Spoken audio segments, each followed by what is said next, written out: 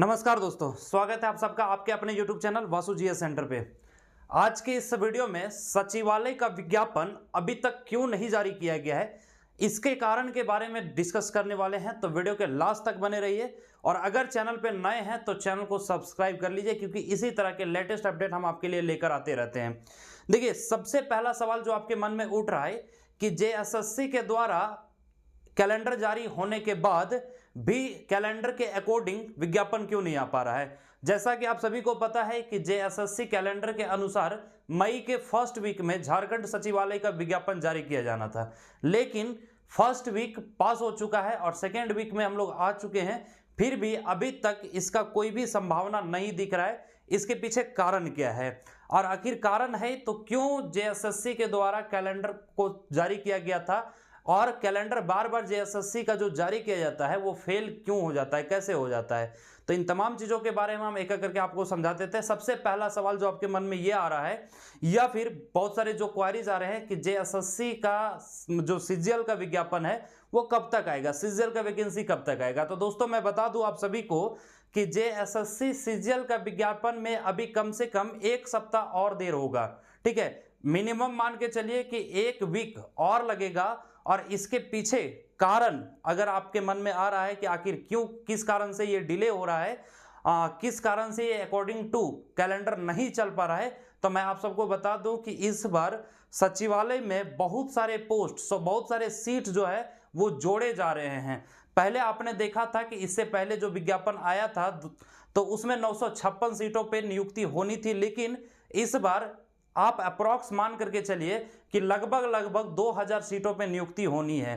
तो जो सीटें जोड़ी जा रही है, तो जोड़ने के कारण जो पेपर वर्क का जो प्रोसेस है उसमें डिले हो रहा है। हालांकि बार बार जब अधिकारियों से पूछा जा रहा है तो बस वो यही बता रहे हैं कि बहुत जल्द इसका विज्ञापन आ जाएगा, लेकिन अभी एक एक ठोस एक तरह से जवाब कहा जा सकता है कि ठोस जवाब मिला है कि पेपर वर्क जो सीट को जोड़े जाने हैं, चूंकि आप अगर देखेंगे तो पेपर वर्क में थोड़ा सा डिले हो रहा है और बहुत सारे सीटों को जोड़ा जा रहा है। इवेंट की खबर आ रही है कि बीपीआरओ का भी सीट जो है वो जुड़ना है।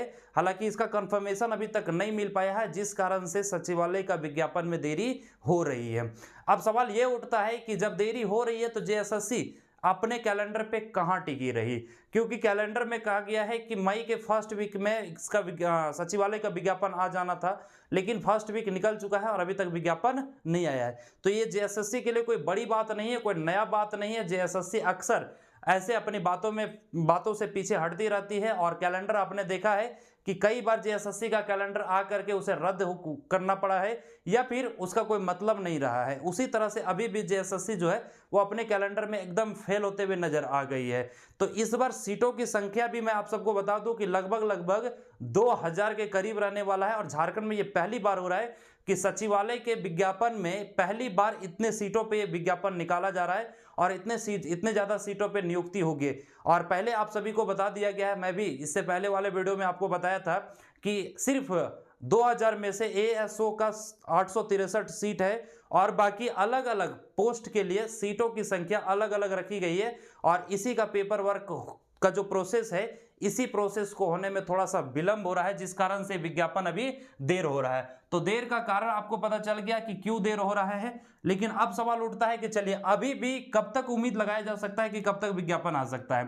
तो ये मान करके चलिए कम से कम एक सप्ताह, ठीक है, एक सप्ताह 1 वीक का समय अभी और लग सकता है। हालांकि इससे पहले भी विज्ञापन आ जाए तो अच्छी बात है, लेकिन डिले जो हो रहा है इसमें मिनिमम आप एक सप्ताह और मान करके चलिए कि एक सप्ताह के अंदर आपका विज्ञापन जो है वो जारी कर दिया जाएगा।